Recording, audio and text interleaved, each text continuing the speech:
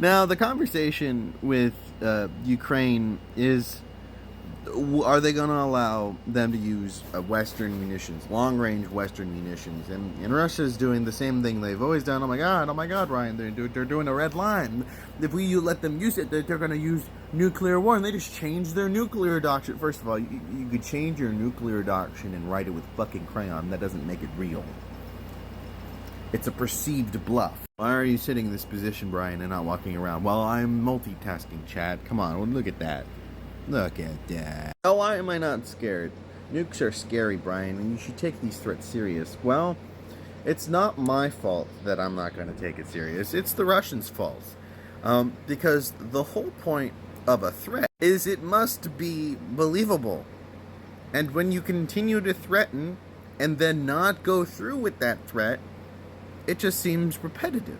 Back in 2021, Vladimir Putin warned the West that crossing Russia's red lines regarding NATO potential expansion into Ukraine would have dire consequences.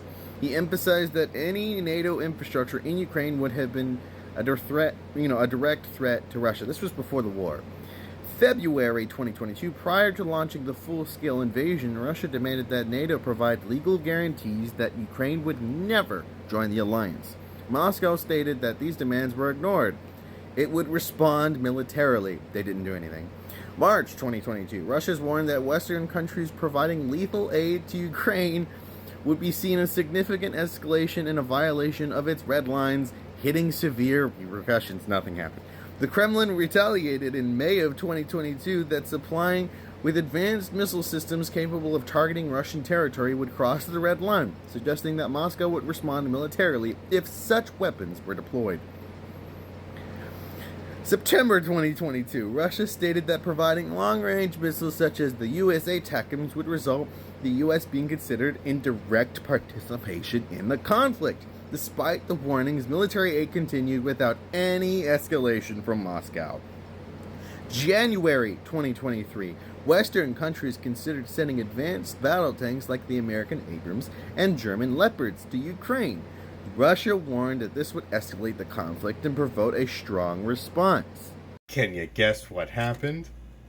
Nothing. They did nothing. In August of 2023, Russia warned against a response of a potential use of drones and missiles on Russian soil from Ukraine, and labeled these incursions as crossing the red lines. And keep in mind, these red lines are talking about how a nuke would drop, right? And a whole nuke.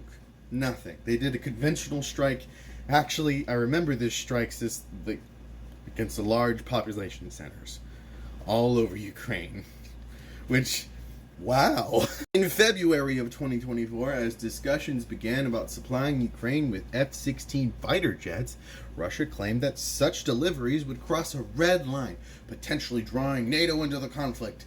Despite this, Ukraine has their F-16s, at least some of the first deployments of them. Lots more are coming, but currently they are in Ukraine. Nothing happened, by the way. In June of 2024, Russia denounced the U.S. involvement in its use of ATACMS by Ukraine, targeting Russian-held areas in Crimea and in Russia, such as oil facilities, air bases, infrastructure, ammo supply depots, etc., etc., etc. Mainly military targets, by the way. In August of this year, Russia and Belarus issued a joint statement against the potential establishment of NATO bases in Ukraine, calling it a new red line. This followed NATO's increased support for Ukraine's defense capabilities. Nothing happened. Lastly, in September of 2024, after Ukraine continued its offensive in Kursk with the support of new Western weapons, Russia claimed that repeated crossings of its red lines made its warnings lose credibility. Really? Moscow continued, issuing threats of nuclear escalation with never doing them. Whew, that was a lot. What are my thoughts?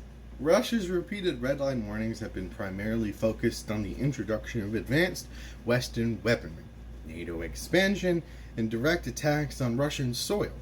While these warnings have been serious, they have often not been followed by threatened military escalation, such as nuclear weaponry, leading many analysts and people with brains to view them as deterrence tactics rather than any concrete plan of actually going through something. So, are we worried of a nuclear escalation in the Ukraine war? Here is my unprofessional and professional opinion.